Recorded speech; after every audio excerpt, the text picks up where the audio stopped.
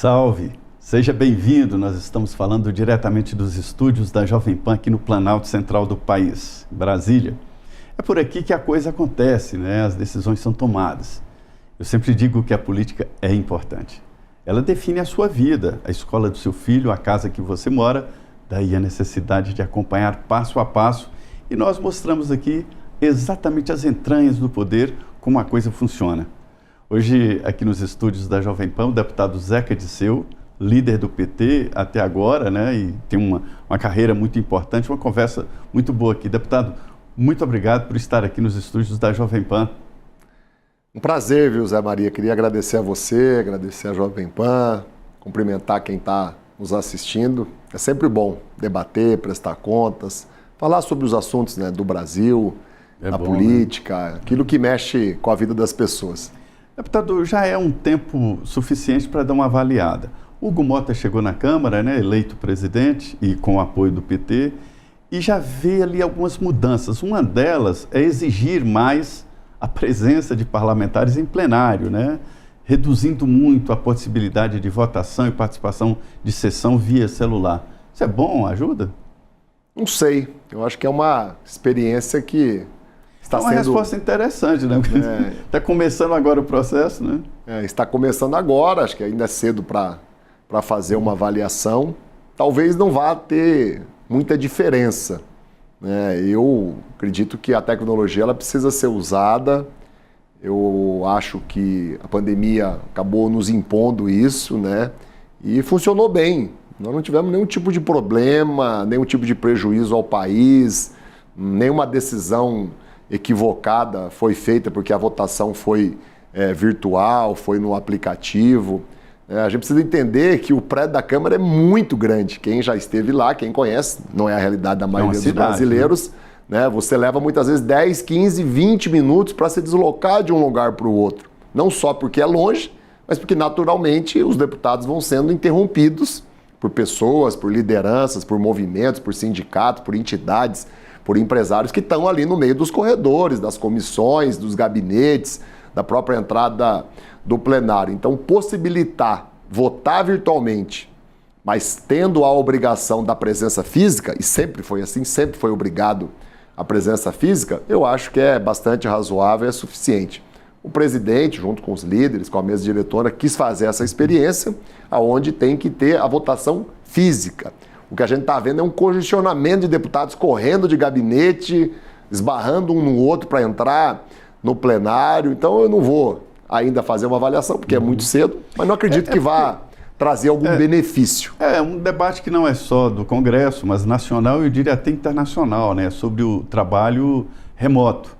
Na Câmara dos Deputados dizem que isso reduz aquela qualidade do parlamento, que é aquele calor ali de chamar num canto e negociar uma emenda, negociar uma votação, e essa votação remota perde mesmo muito disso.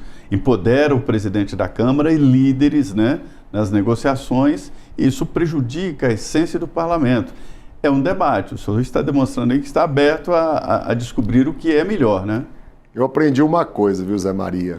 Eu estou já há 15 anos aqui em Brasília, frequentava Brasília ainda garoto, né, quando meu pai, José Dirceu, era deputado federal, então conheço o Congresso há muito tempo. O que torna o debate, né, produtivo, o que mobiliza o debate, não é o formato da votação, é o tema que está sendo votado, é a importância do tema que está sendo discutido. Mesmo com essa facilidade de poder do gabinete ou de uma sala de uma comissão fazer o voto virtual, o que a gente viu nos últimos anos? Quando o assunto era de grande relevância, quando eram assuntos que tocavam a vida da população, vou dar um exemplo do que nós aprovamos agora recentemente, a reforma tributária. Olha que coisa fantástica. Vamos ter um único tributo dual, né? Vai ficar mais barato para as pessoas consumir. Nós zeramos, por exemplo, os impostos da cesta básica, né? Na hora de votar a reforma tributária, o plenário estava cheio. Né? Então, assim, é o tema, é a pauta, é o que está sendo votado, a importância que a população dá para aquilo que mobiliza o plenário. Eu diria que essa reforma tributária foi mesmo uma construção do Congresso Nacional, né? Mas o governo participou, eu destaco aqui o quanto que o ministro Haddad contribuiu, colaborou, até porque em outros governos o governo atrapalhou. Aparecia com ideias mirabolantes, quando estava pronto para votar, queria voltar atrás e mudar determinadas coisas. Os estados muitas vezes atrapalharam também bastante. Eu não acho que é um trabalho só do Congresso. Eu acho que a reforma tributária ela é fruto, claro, de um esforço muito grande do Congresso, de mais de 30 anos. Desde que eu cheguei na Câmara, né, todo início de legislatura, isso era a fala, era a pauta prioritária de todo mundo. Né? Mas teve uma participação do governo e teve uma participação dos estados, que você lembrou. Né? Perfeito.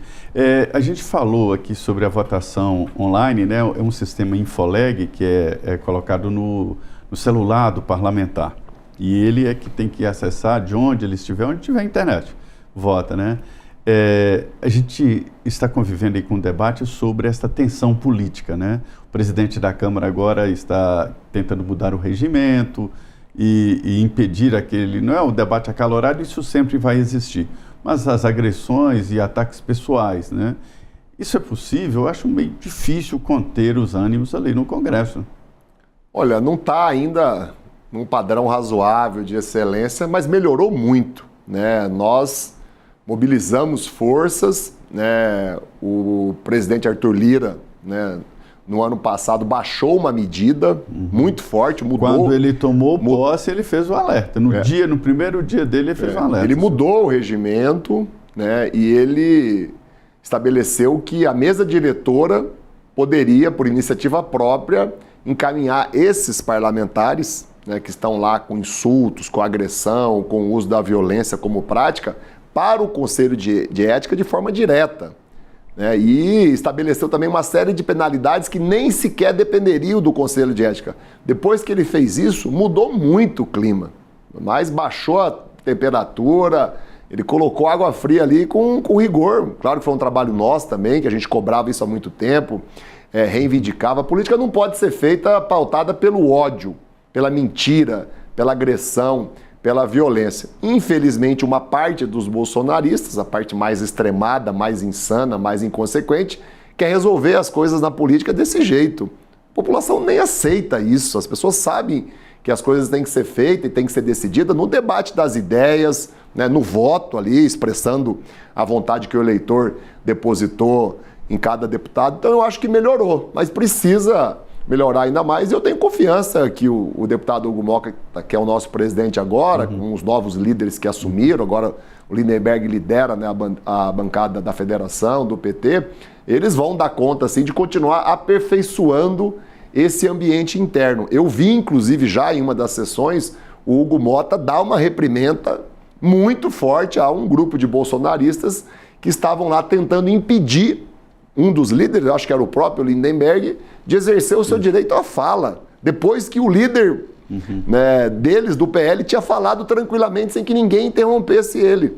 Então eu vi já uma atitude... forte, né? Eu vi uma atitude frouxo, não. Eu vi uma atitude muito boa, sabe, do Hugo Motta. A gente tem muita confiança que ele vai continuar aperfeiçoando esse ambiente. Mas isso não é a essência do parlamento? Quando o senhor diz aí sobre o grupo bolsonarista, não é só o grupo bolsonarista. Na esquerda também existem parlamentares que usam isso aí para os recortes das mídias sociais, e é o combustível para esse tipo de posicionamento no Congresso, né, que são os recortes. Tem uma diferença muito grande, viu, Zé Maria? Para eles, né, esse destempero, o ódio, a violência, o insulto, a baixaria, a polêmica, virou regra. Pode ser para alguém da esquerda, mas é uma exceção. É raríssimo você ver um comportamento parecido de alguém de partidos mais à esquerda, de centro. Quem virou essa chave? Onde começou esse processo, hein? Bolsonaro. Bolsonaro instituiu o ódio na política brasileira, a violência, a agressão, o uso da arma. Qual líder político importante que ganhou um cargo de destaque, né, se utilizou da arma como símbolo para a luta política no Brasil? Ninguém.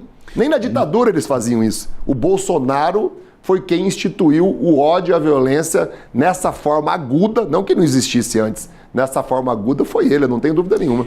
E de certa forma foi bom para a política, porque antes o político era meio aformo ali, não tinha cheiro, não soltava as tiras e nem machucava ninguém, e hoje não. O político tem que dizer de que lado você está. O senhor deve ouvir isso na base, né, quando entra, né? Na verdade, todo mundo sabe de que lado o senhor está. Mas os políticos ali do centro e tal são a todo momento cobrados, né? Isso é bom. Olha, eu acho que quem está na política tem que ter lado. Cara, exatamente. E o lado, ele é exercitado principalmente no momento das disputas eleitorais. Passadas as disputas eleitorais, o que a população espera da gente? Que a gente deixe de lado, de forma exagerada, questões políticas, partidárias, ideológicas e coloque à frente disso o interesse da população. Eu falei da reforma tributária, mas não foi o único projeto importante que o governo apoiou, que nós conseguimos aprovar. Nós conseguimos ampliar o Bolsa Família, conseguimos aprovar a PEC da transição lá no início ainda do governo, antes, na verdade, da posse. Conseguimos aprovar o novo arcabouço fiscal, nós conseguimos aprovar a ampliação do Mais Médico, a volta do Minha Casa Minha Vida, a criação de programas novos, como é o Pé de Meia, como foi o Desenrola, como é agora o Desenrola Rural. E nessas aprovações a gente teve voto de deputados do PL, 10, 20, em alguns casos 30 deputados do PL votando a favor. Isso é que a população espera. Quando é algo benéfico a ela, que a maioria, ou se não todos, consiga deixar de lado as diferenças partidárias, políticas e ideológicas, e eu diria até para esses bolsonaristas deixar de lado o ódio, né, e votar a favor do país, votar naquilo que é importante para a vida da população. Eu sou, por exemplo, apaixonado pela educação. Me espanta, me cria ali uma situação assim até de dificuldade de compreensão quando eu vejo deputados votando contra a educação, contra o professor, a professora ter uma renda boa, ter um bom salário, né, votando contra você ampliar o orçamento para construir mais creche, construir escola. A população está cobrando isso de nós. Me espanta, me causa ojeriza quando eu vejo deputado votando para diminuir o orçamento da saúde.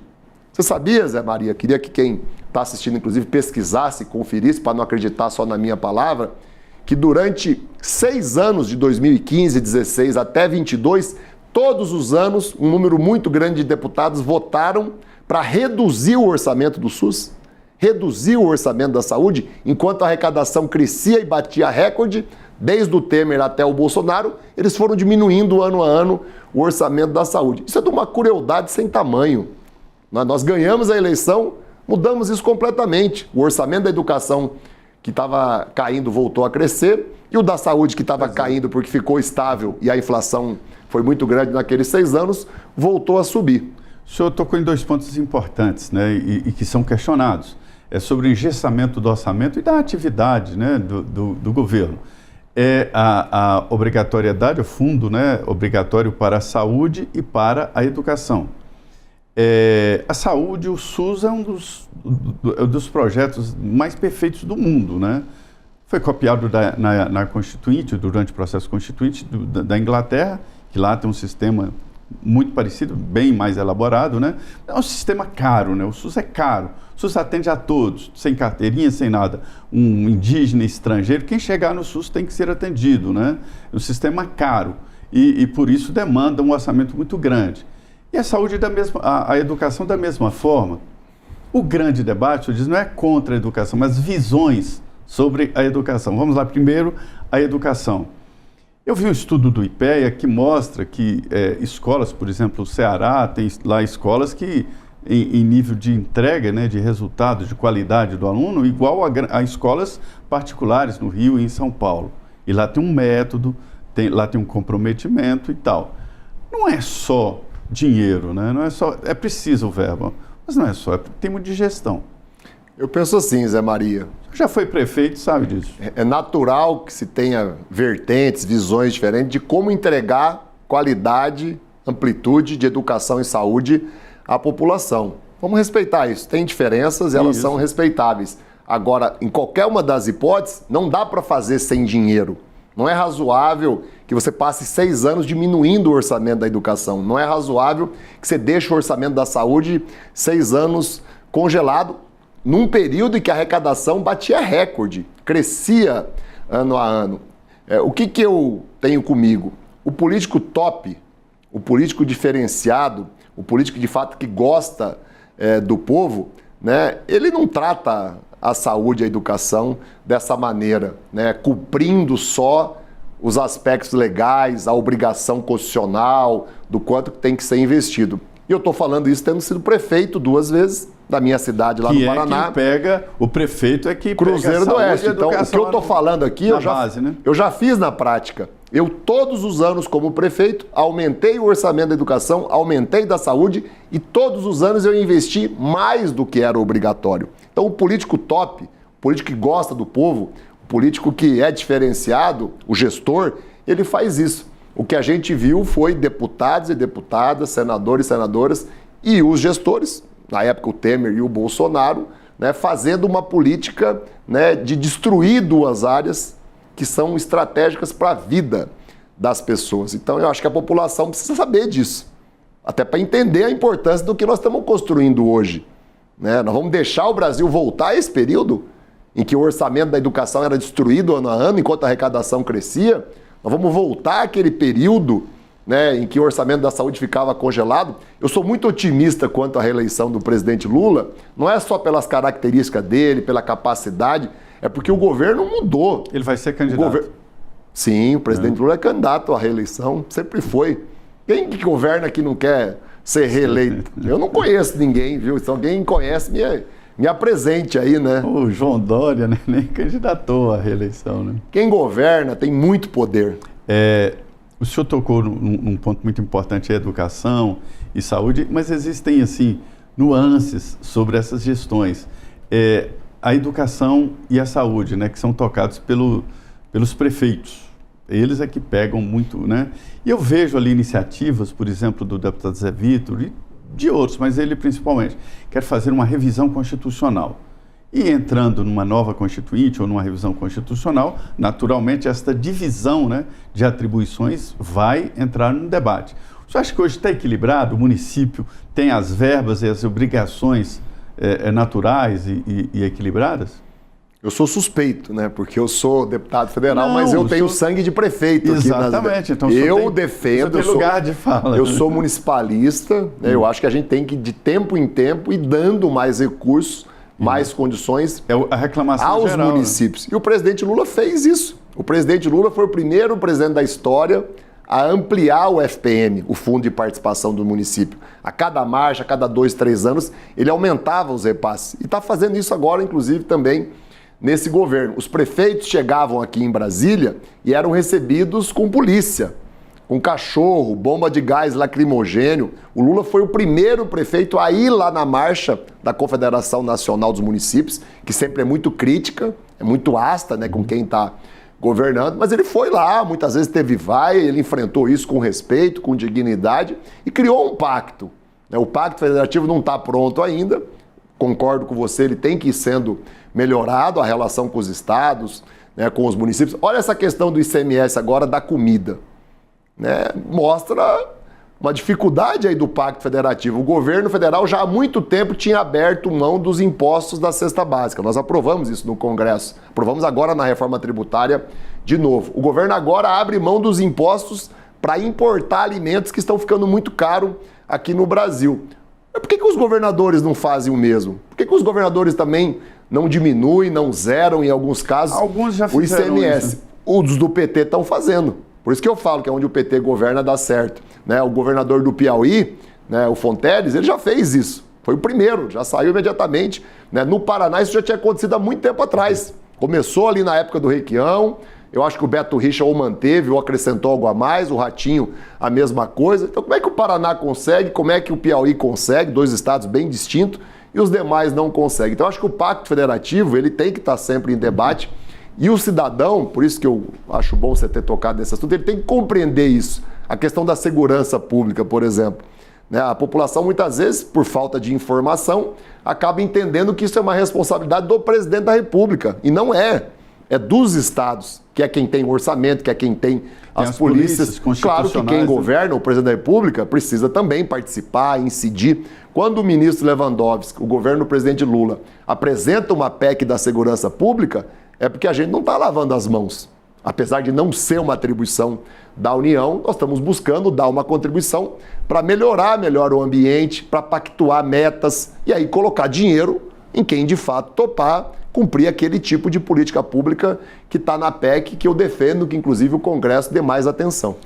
Deputado, a pauta de votação do Congresso é muito importante, porque através da pauta é que se sabe uma linha ali de votação.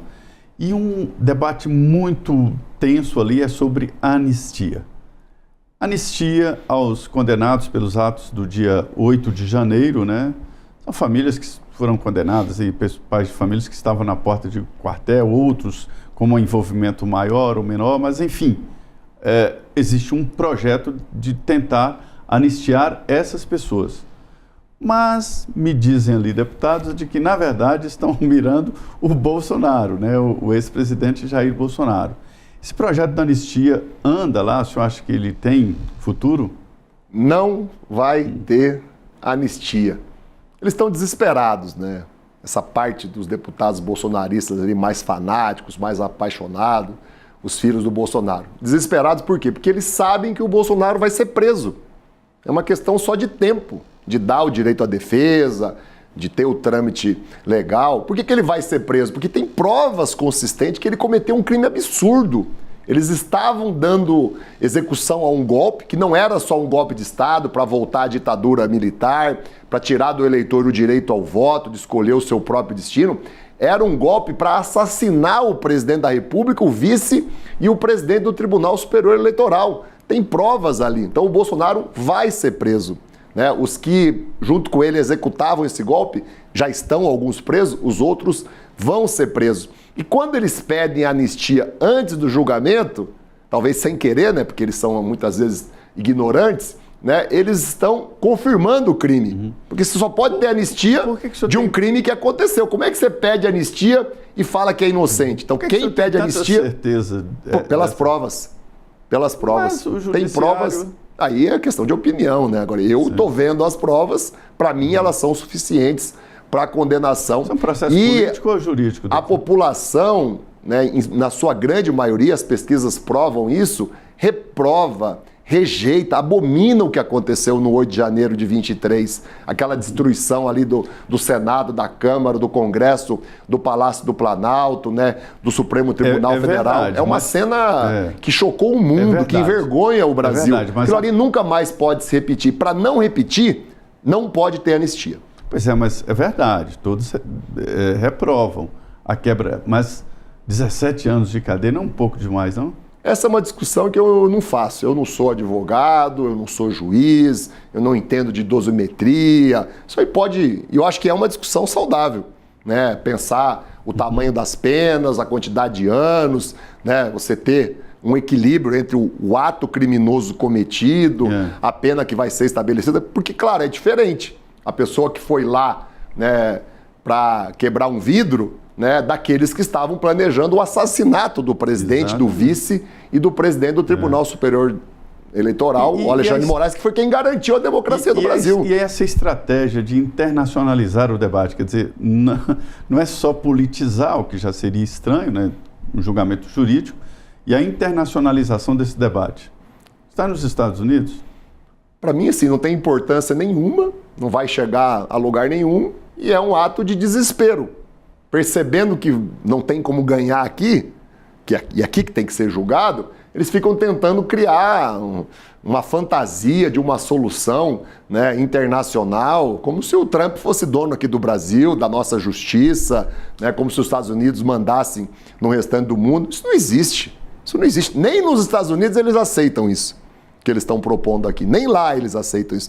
Tanto é que o Trump, no primeiro governo dele, e eu acho que já teve até casos desses governos, teve medidas dele, do Trump, que foram desfeitas pelo Poder Judiciário. Os Estados Unidos tem Poder Judiciário, tem Congresso. Então, assim, o pessoal cria uma fantasia. Aí, direito deles também, né? Sabe onde é que cada um com as suas narrativas, cada um com as suas fantasias, e eles com a loucura deles. Nós não vamos embarcar nisso. O que vai dar essa guerra tarifária que está sendo provocada pelo Trump? Porque é muito ruim. É ruim para o Brasil, primeiro. E eu me admiro, né, deputados brasileiros comemorarem as ações do Trump. endeusarem o Trump se ele está fazendo uma ação que é para prejudicar o agro brasileiro, a indústria brasileira. Olha o que ele fez com o aço agora. Nós estamos repudiando, porque nós somos brasileiros, a gente até fez o boné. Né? O Brasil é dos brasileiros. Eles preferem usar o boné dos Estados Unidos e preferem se aliar aos Estados Unidos contra o Brasil. Uma hora ou outra, viu? Vai cair a ficha na população. O empresário, o agricultor, ele vai perceber isso. Que há uma parte dos políticos brasileiros que se aliaram ao Trump contra o Brasil. Essa questão tarifária prova isso tranquilamente. Né? Então, eu não consigo conceber, sabe? Deputado, nós estamos vivendo um momento assim de uma reacomodação partidária com formação de federações, porque a lei exige, né, a cláusula de barreira. E também de estratégias, né? A direita está se organizando para dominar o Senado Federal. As contas são de 40 senadores pelo PL. Você acredita nessa possibilidade? Possível sempre é, mas eu não acredito que vá acontecer isso. Inclusive, eu quero o meu lugar lá, já estou me preparando como pré-candidato lá no Paraná. Eles estão contando eleger 2 lá, né? Para ser senador, né? E foi feita uma pesquisa agora, eu ainda não sou conhecido, nunca tive atividade política, por exemplo, expressiva em Curitiba, Londrina, nas grandes cidades do nosso estado, já apareço com 10% de intenção de voto. O presidente Lula fez no Paraná, na última eleição, com toda aquela dificuldade que a gente enfrentou, né, 39% dos votos. Com 39% dos votos no Paraná, elege um senador. Então eu acho que nós vamos também surpreender. Eu acredito muito que o governo federal vai organizar uma estratégia, vai ter lá em cada estado pelo menos um, né, líder, seja do PT, seja de outro partido aliado, bem definido como pré-candidato ao Senado. Né? Eu confio muito que o PT, do ponto de vista do fundo eleitoral, vai também priorizar essa disputa, colocar muito dinheiro para eleger senadores, e nós vamos equilibrar o jogo, vamos até virar o jogo. Eu não tenho medo da disputa não, viu? Quem sabe perder a eleição são eles. O Bolsonaro foi o único presidente da história do Brasil, candidato à reeleição, que perdeu a reeleição. E quem sabe ganhar a eleição somos nós. Né? O presidente Lula foi ao segundo turno em 7 eleições. Né? Dessas 7, ganhou 5 das 9 que ele disputou. Então, quem sabe ganhar a eleição somos nós. Eu não queria pedir para o senhor falar em nome do seu pai, mas só uma avaliação sua. O Zé Disseu vai voltar para a política formal? Ele nunca abandonou a política, mas ser candidato em São Paulo? Eu sempre topo falar sobre o meu pai, viu, Zé Maria, e compreendo quando os jornalistas questionam, porque eu amo ele de paixão. Ele é meu pai, né? Eu não posso, né, falar aqui em nome dele. O que ele já disse à imprensa, eu já ouvi, já li, né, é que ele vai esperar a eleição interna do PT. Né, nós estamos apresentando o Edinho como candidato para presidir o PT nos próximos anos. Tudo isso resolvido, aí a partir de julho ele vai tomar essa decisão, se é candidato ou não, se vai disputar o Senado, vai disputar como deputado federal, que eu acho que é deputado federal muito mais provável, né? Muito mais, né, próximo daquilo que seria a retomada dele, até para ele voltar exatamente de onde ele saiu de forma injusta, ilegal e arbitrária, numa cassação na época do chamado mensalão, que nunca existiu, totalmente sem provas. Qual é a sua expectativa, seu prognóstico para 2026? Eu estou preocupado, eu acho que o cenário hoje é de dificuldade, a população demonstra uma insatisfação grande. Está evidente que a insatisfação é por 2 coisas muito pontuais, a inflação dos alimentos e a alta taxa de juros. Cabe a nós, primeiro, cada vez mais esclarecer por que a taxa de juros está tão alta. Nós votamos contra, eu votei contra a independência do Banco Central. E essa independência que o Bolsonaro defende, que o Temer defende, que uma parte da direita do centro defende, ela foi muito prejudicial ao Brasil. O empresário está sentindo agora, o agricultor está sentindo agora, o povo do agro está sentindo o que é ter uma taxa Selic de 13%, porque isso lá na ponta reflete muito mais. Tem gente pagando 100% ao ano, 200% ao ano. O cidadão que está endividado no cartão do crédito, ele sabe o que é todo mês chegar lá a taxa de juros e ele ter que pagar um valor 300% ao ano, 200% ao ano de juros. Não existe nada parecido no mundo. Isso prova que não está razoável. Então nós temos que esclarecer e explicar isso e continuar combatendo, continuar exigindo, questionando, sensibilizando, convencendo o Banco Central a adotar um outro rumo para controlar a inflação, né? E a inflação, aí sim, cabe ao governo uma série de providências. Agora, é claro, ela não é uma inflação que só existe no Brasil, ela está quase que mundial. A inflação dos alimentos está grave nos Estados Unidos, está grave na Europa, e a gente não controla ela sozinho, só por iniciativa do governo. Depende do agricultor querer produzir comida e vender aqui, não exportar tudo. Depende das políticas de crédito, que aí sim cabe ao governo, e eu vejo que o Banco do Brasil e o governo vai mudar o Plano Safra. O Plano Safra, ele precisa e vai, né, privilegiar, dar muita facilidade para quem topar produzir comida para vender aqui. Tá certo isso? E vai privilegiar quem planta batata, mandioca, arroz, feijão, café, quem produz leite, porque é o que a gente consome, fruta, verduras, é o que a gente consome na nossa mesa. A Conab foi destruída e você não reconstrói uma companhia de abastecimento, de estoque de alimentos para regular preço do dia para a noite. Ontem eu conversava com o Edgar, que é o presidente da Conab. Nos primeiros anos eu vi ele muito desanimado, agora ele já está animado. A Conab tem orçamento, tem equipe, retomou os programas. O Brasil vai voltar a ter estoque de alimentos. Não foi o Lula que acabou com o estoque de alimentos para regular preço. Foi o Temer e o Bolsonaro que destruíram a Conab. Às vezes a população não sabe disso. Então a minha expectativa é essa. O governo vai fazer entregas melhores nessa questão da inflação. Nós vamos vencer essa luta contra a taxa de juros. E o Brasil, que já está crescendo, já está gerando emprego, já está melhorando a renda, tem programas sociais, educação, saúde, Minha Casa Minha Vida, Mais Médico, ele vai dar um salto esse ano muito maior do que foi os 2 primeiros anos. E quando chegar em 26, o país vai estar para frente, positivo, bombando. Nós vamos ter melhorado o ambiente político, a eleição do Davi Alcolumbre e do Hugo Mota sinaliza isso. Eles precisaram do PT, reconhecem a importância do nosso apoio, tem uma sintonia boa agora com o governo federal. Então eu estou preocupado nesse momento, acho que exige atitudes nossas no Congresso, do partido, do governo, mas estou otimista como nós vamos chegar em 2026. E como eu falei, o Lula sabe ganhar a eleição. E não é uma opinião, a história provou isso, é só olhar os números. De 9 eleições, ganhamos 5 e disputamos o segundo turno em outras 2, que foi 89 e 94, né? Muito bem, uma conversa franca, aberta aqui com o deputado Zeca Disseu, né? Queria agradecer o deputado por estar aqui nos estúdios da Jovem Pan. E é isso, a política é assim, né? Trazemos até você todas as ideias para que você tire exatamente a sua ideia sobre a política e o mundo. É isso aí, muito obrigado.